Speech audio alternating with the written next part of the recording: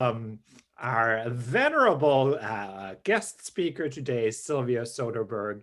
And this is sort of a second installment in our sub-series of Music I Love, Talk About Music I Love. And I know that Sylvia loves this piece particularly because years ago we had a music committee meeting and we were going around the table and I was asking everybody, what piece should we do next season? What would you love to hear us do? And that was Sylvia's number one suggestion, the Serenade to Music. And I always find personally that when we love a piece, really, really love it, it's because it connects to some, the first time we sang it or heard it, that it connects to sort of a specific event or a period in our lives. So Sylvia, tell us about how did you first get to know the Serenade to Music? Oh boy. Well, this music, we were going to perform it, a small group of the people in the Chorus Pro Musica with Donald Palumbo. Some of you may have heard of him. He's gone on to greatness. And at that time, he was just a brilliant musician and conductor, and my vocal coach, actually. But for this performance, he asked me to sing that one that you just heard, and it comes back at the end. You may know that this piece was composed by Ralph Vaughan Williams in 1938 for 16 voices. And those 16 voices were chosen from eminent singers all over England. So anyway, I sang this piece and I had a terrible attack of the jitters about doing it. You probably could hear that it's very exposed. It's a little bit like standing naked on a stage in front of 1,000 million people because it's so exposed, and it's written for pianissimo. That's a high A up there. And he said, it'll be all right. It'll be all right. It's sort of Christian Science reaction, I would have said. And it was all right. And I was grateful beyond anything to the piece itself, because the reason it worked is because I loved it so much, I think. It just takes one out of oneself. I do encourage you, if you have not heard it before, or if you don't know the piece well, I encourage you to Google it. I think we're going to give you a Zoom link. It's on Zoom. You can get any one of 5 different recordings of it. And with one of the recordings comes the score. So you can follow the score as the thing is playing. I was not going to mention this, but this was the piece that made it possible for me to listen to music again after my husband Gus died. He and I listened to Mozart and Schubert and Beethoven and all that, but we didn't listen to this. And I couldn't listen to any of our stuff that we used to play together and discuss and go to and all of that for several years after he died. It just was too hard, And then one day the radio played this piece and I was reminded of how much I loved it. And somehow all of the shackles fell away and I was able to listen to music after that. That was our music. So it might be that we could discuss this piece. How many of you know it at all? Oh, good. Well, Ray, you and I sang it together in another performance, not the one I was just talking about, but we did a little. You have to unmute. Everybody should unmute themselves. Unmute. Done. For real? There he is. Yes, Sylvia, I thought last night, I was listening to this last night since Heinrich sent the link, and I thought of our performance at Old South, and I heard Priscilla Austin's voice doing that, your form of solo, and it brought back a lot of happy memories. No, wait a second. Wait, she did the first one in our chamber one. Right. But I remembered that whole evening, and it was that was the first time I had ever encountered it. And so the evening that we were in Folly's living room, right? Yes. Yeah. Yeah. Right. that was the time when I did that come ho thing. And I also did the last in Sweet Music. I don't know why he did that, but anyhow. So let's talk a little It bit was about wonderful. Let's talk Sylvia, about what you think makes this piece unique, because I certainly think it is quite unusual in a number of ways. So what are some of your favorite aspects of this particular piece? And while you do that, I will work on my technical skills and see if I can pull up the text and display it on. Good luck with that. The text is pretty fabulous. It is the conversation between Jessica and Lorenzo, I think his name is, as they are waiting for Portia in The Merchant of Venice, the fifth act, the first scene, when they're out in the moonlight and they're in Portia's garden and they're talking about music, their love of music, what music means to them. Can we wait on that, maybe? Well, maybe we should, no. Anyway, they're waiting for Portia to come home.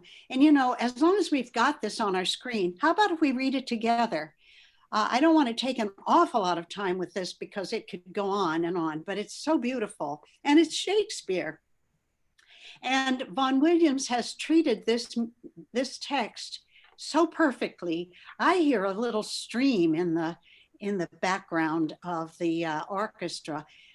You probably know that Vaughan Williams was a great symphonist. He wrote symphonies. He wrote in almost every genre. So shall we read it? Because that tells what it's about. Yeah? Okay, Serenade to Music. How sweet the moonlight sleeps upon this bank. I don't hear you. Are you muted? Here will we sit and let the sounds of music creep in our ears. Soft stillness and the night become the touches of sweet harmony. Look how the floor of heaven is thick inlaid with patterns of bright gold.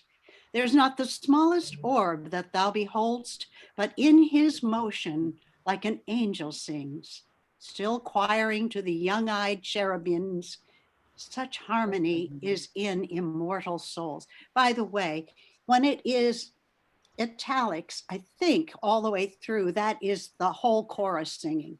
The plain text is where it's solo.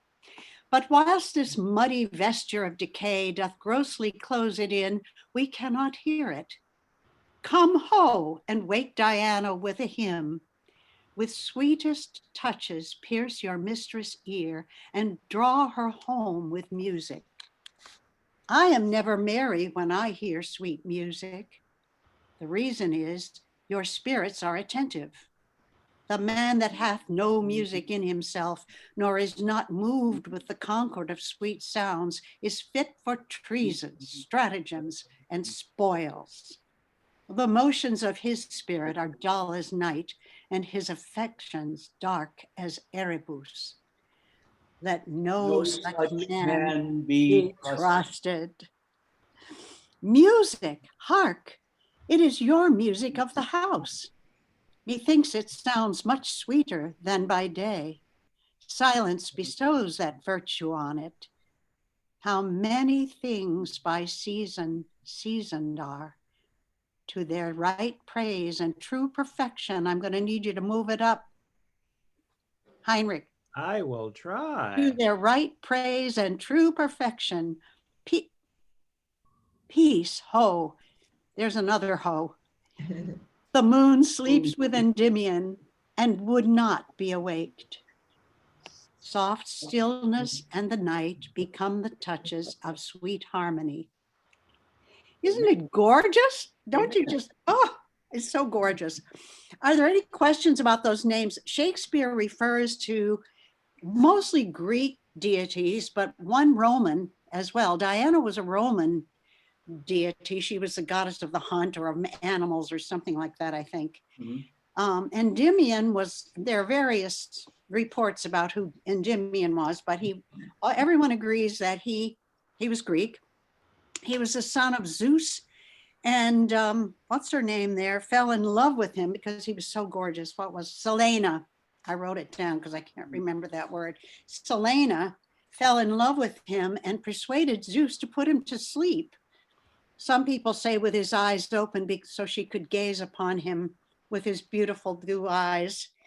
So, and some people say she visited him every night to look upon him, and she bore something like 59 children. It's a lot of looking. Well, it was a lot of nights, I guess. Anyway, and Erebus was a personification of dark stuff. He's Greek as well. The personification of dark motions and people and, you know, personalities. Who else was there? I don't remember. Anyway, any other questions? Do you have any idea what that bit is about? Where is that one about? Oh, Nora, is it that thing about the mud, I can't find it. I wonder if anybody else knows what that's about. But whilst this muddy vesture. That's it. That's it. Whilst this muddy vesture of decay doth grossly is he just talking about human beings? Do you think? Could be. Yeah, that's what I thought.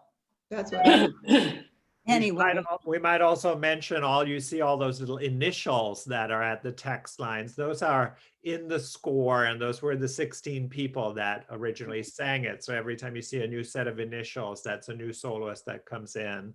And then, as Sylvia said earlier, when we have italics, I think that's when the whole group sings together. So that's one of the really unique things about this piece, right? That it was very kind of intimately dedicated to the original performers. And then, of course, Vaughan Williams kind of rewrote it time and time again, you know, because I think he realized after doing this very kind of tailor-made thing for the first performance that wasn't going to be very practical for anybody else in the world. You know, how often do you have 16 people that you can get together that can each take that particular solo? So he wrote a choral version that just has, I think, 4 soloists in addition to the chorus. And then he wrote an instrumental version that I actually think follows that YouTube video that I played. You have a long instrumental just with the solo violin. And it kind of works on all those levels, you know, which is sort of another fascinating aspect to me of this piece, that you can listen to just the instrumental version. It's perfectly gorgeous, even without the words. And that also, to my mind, is part of the mystical, if you will, appeal of this piece, that it can mean so many different things. I mean, as we were just looking at the text, every now and then you just puzzle, what does this mean? I think that's kind of the beauty of when you listen to it, it can evoke any number of things depending on the listener, and maybe evoke different things depending on your mood at the particular time that you're listening to it. that's right. It was, did I already say that it was composed for Sir Henry Wood? Who was a friend and a mentor and a fellow. Sir Henry Wood was, he's known as the founding father of the proms in London. But this was composed as a tribute on the occasion of his 50th anniversary of conducting. And both Henry Wood and Vaughan Williams chose the singers and the orchestra. The orchestra was chosen from several different groups in London or in England anyway at the time. And the singers, as I said, were all the illustrious singers of the time as well. So let's go on. Ralph Vaughan Williams was born in, this is kind of interesting. I love Ralph Vaughan Williams. I wish I had known him. He was a liberal composer. He felt that music was for everyone, not just the elite. And he worked toward that. He was one of the first collectors of English folk songs. He was born in 1872 and died in 1958. And this first performance and composing was done in 1938. So he was late in his 60s at that time. He has composed in just about every genre that there is. He even composed many concertos, symphonies. I don't know the opera, but he's composed at least one opera. Do you know, Heinrich? I don't. Anybody? He even wrote a tuba concerto. Now figure that one. And I haven't heard it. I'm It going to. must have been a commission. You know, now that you mention it, I actually think Odyssey Opera did the Vaughan Williams opera, Sir John in Love. Is that the one? You know, it's been part of their recent explorations in these last few seasons that they do that types of lesser known operas and often with a theme for the season. And you know, now that you mentioned that, I think that might have been one. And Interesting. Because I don't know. Do other people know any of his other works? They're one of the best known symphony probably is his Sea Symphony. Mhm. On the 5 mystical songs. He was an avid reader. He was a very literary guy. And the mystical songs are on poems of George Herbert, the mystic. And they're gorgeous. You really should hear those too. they are. Put you on a whole listening expedition after this. Ray had a question? No, I said, I first discovered Vaughan Williams as an undergraduate. And I remember especially loving Fantasia on Green Sleeves and Fantasia on Thomas Tallis. Oh, yeah. Those are 2 of my very favorites from way back. I think that was my first encounter with him. And then I worked on some of the mystical songs, and I've listened to most of his symphonies, but he has a certain rapturousness to much of his music. And I think that's what is uplifting for me when I listen to him. You know, huh? Go ahead. I was going to say, when I was in high school, we did extensive solfege in all of our choirs. And we used the Vaughan Williams sight singing books that were Vaughan Williams collected folk songs. And they're these little books for teaching young people how to sight read and how to read music. We used them for solfege. And it was wonderful. These little books that Vaughan Williams compiled. Then in our band, we played the Vaughan Williams folk song suite. And again, Vaughan Williams collecting folk songs. I think there might be a choral version of it, but we did the band version of it. So it was fun to have. And then later on in college, my choir in college sang the Serenade for Music. I love Vaughan Williams, one of my favorites. Mhm. It's so nice to be in this company and hear you. Rapture is such a good word, Ray. I think Heinrich asked what I love about it, everything, but this rapturous quality, especially at the beginning and at the end, it starts with this lovely mystical kind of, well, rapture is a great word for it. These people are out there, they're in love. I think they've just been married or something like that, Lorenzo and Jessica. And it's just, he sets the scene so beautifully, I think. He sets this magical moonlit bank. And then the music drifting down. Walter, say something. We did the Fantasia on Christmas carols with Oriana one December, and went very well.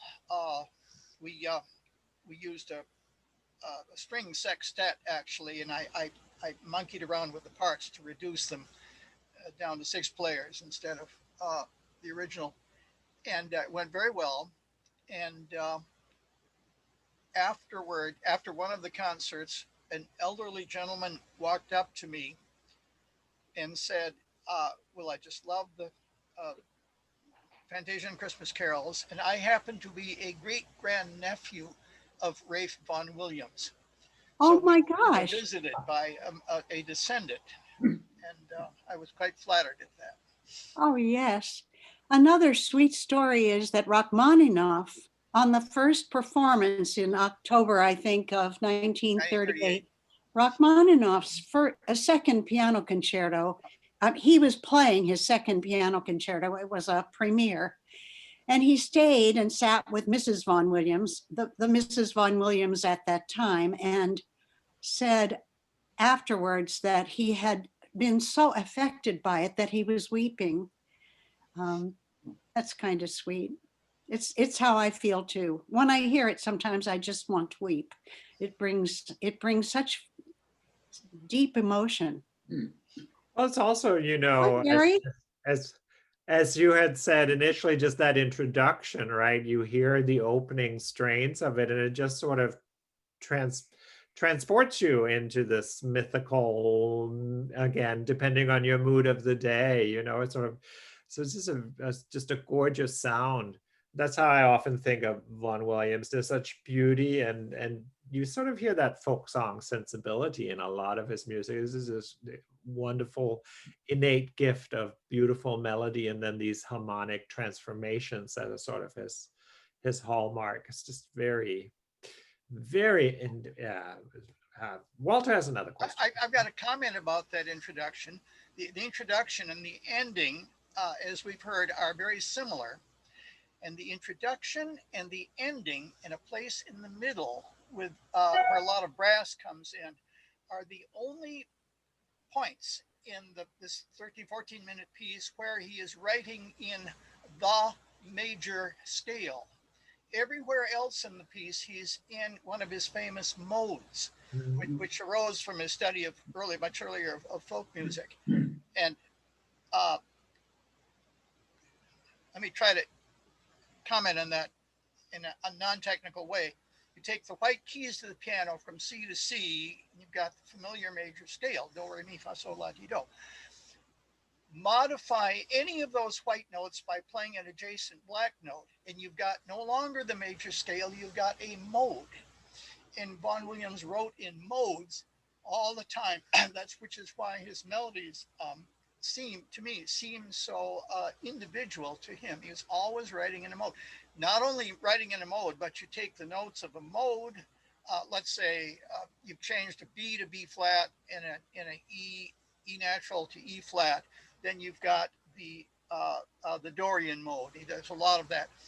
Then he'll take some note that's in the mode, let's say A natural, and he'll on it instantly base a totally new mode on that note. So he's continually moving modes around the whole tonal spectrum. And that's why he seems to shift and change on a dime his tonalities all the time. Right. And if you look at the score, if you do go online and find this particular YouTube performance, you will see the score running along. You won't see the singers, you'll see the score. Yep. But look at the score and see how many different changes of signatures. Yes, exactly.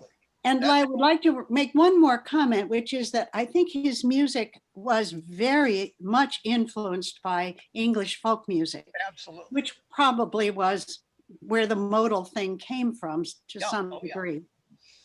Yeah. Well, there we are. Any other questions for Sylvia? Or comments? That was great, Walter. Thanks. Well, because he was fascinated with this stuff from his native land, he developed his whole edifice of composition on that. And he was one of the first British people, not the only, but one of the first to abandon the continental styles organized around German style, that sort of thing, and write a national style.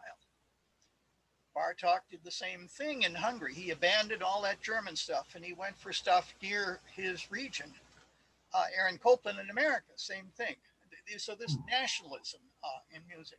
And all of them were based on folk traditions. Absolutely. Yeah. Right. He studied with, of all people, I just lost it. Oh, Maurice Ravel for a couple of years in Paris, which is surprising to me, but it's true. He also studied with Hubert Parry.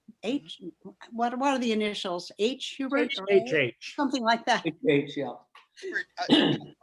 Cuthbert Parry. Well, actually, Sylvia, it's not so surprising to me to learn that he studied with Ravel, because I find a lot of Ravel's music has this rapturous, flowing quality where it's hard to pin down the tonality at any given time. So you're absolutely right. It's very pictorial. This piece, I just think it describes a scene. he wrote, Transport you. It transports you. he wrote to Ravel and he said, Monsieur Ravel, you are younger than I am, but I want to study orchestration with you because you're such a better orchestrator than I. And he learned a lot from Ravel. And Ravel said, my goodness, that seems like a humiliating thing to do. But to Vaughan Williams, perfectly, he felt Ravel knew more than he did about orchestration. And that's why you hear Ravel in his I orchestration. think he was a very humble person. Yeah. Vaughan Williams was. Yeah. Humble and generous, from what I could tell. Yeah. From what I've read of his. Does anyone else have any comments? You guys know everything. I could have just sat here. I have a question. Did he set any other Shakespeare to music? Oh, yes. Well, they're the Yeah. Shakespeare songs, right? Yeah. They're very famous. 5 Shakespeare songs for chorus. There we go. Well, here we are. Yet another half hour has run by, but now we've given you endless fodder for all the Vaughan Williams that you can go listen to. And there's so much beauty to find there. Dona Nobis Pacem is another favorite work of mine, this cantata about peace, which, and I think on this particular day in history, we all need a little bit of soothing. So I thank you so much for joining us. Thank you, Sylvia, for leading us in this talk. Thank you, I Heinrich. hope to see you all soon on a future Tuesday. Bye-bye, everybody. Thank you. Thank you. Thank you. Bye-bye. Thank you.